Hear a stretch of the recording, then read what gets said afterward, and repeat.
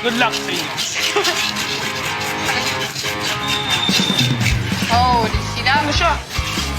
Makinis na siya. Linis. Tipya.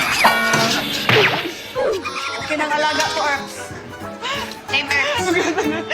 Habang nagkakaliskis pa rin, sina Rain at Kai ay umusad na sina Colette at Fiang sa paghahati ng bangus. Up. Tandahan. Okay. Ligo. Ano ginagawa niyo? Boy pa yun. Ay. Ako ginagawa ko, nagbo-boneless ng... Nagbo-boneless na? Nagbo-boning ng... Ito yung buntot ng isda. Nakaganyan, no? Tapos ito yung ulo. Nakaganyan siya. Nahiwalay kasi siya. Daing niyo siya labang. Time to cut the fish. So, tanggalan natin siya ng Yan. mga laman loob. Siguro.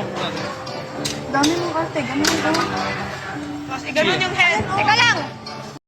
Teka! I-break yung ulo na.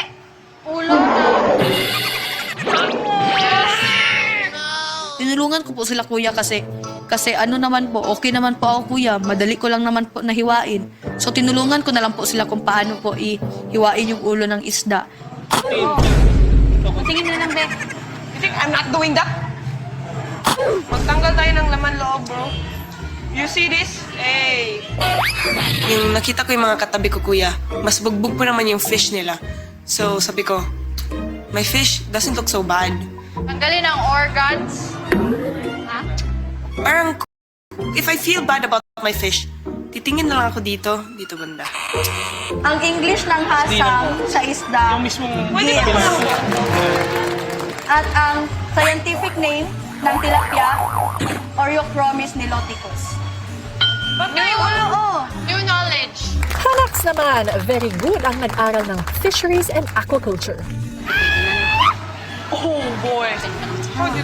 As you can see, I have successfully deboned the fish. Si Fiang, mabilis nang nakakaalagwa sa pag-alis ng tinik ng bangus na sinundan naman ni Colette at Kai. Alam mo, guys, ako naman yung pinakamabilis dito. Yung bangus ko, kuya, natanggal ko yung tinik, pero natanggal ko din yung laman.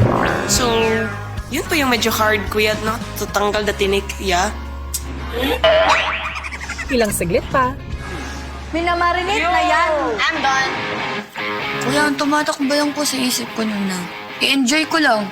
Kasi ngayon na lang ulit ako nagkuting